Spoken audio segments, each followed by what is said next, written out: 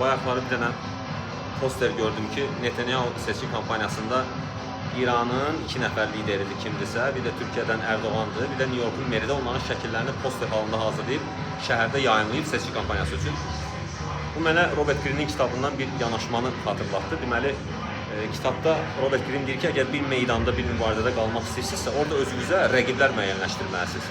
O rəqiblərlə mübarizə sizi olduğunuz mövqedə saxlamağa kömək edən əsas amillərdən biridir. Hətta bizim bu cəmiyyətdə də görə bilərsiniz ki, kimsə kiməsə söz atır, o sözün müqabilində kimsə ona qayıdır və onların bu yaratdığı bəlkə də süni olan trendlər onları o mübarizədə meydanda saxlayır. Görünür Netanyahunun yanındakı da psixologlarla sosiologlar bu məsələlərdən çox yaxşı bilgilidirlər və bunun kampaniyada, seçki kampanyasında həmli olaraq istifadə edirlər. Çünki o rəqiblərin olmaması istər-istəməz mənim kimlə mübarizə aparacağım sualını yaradır insanlarda.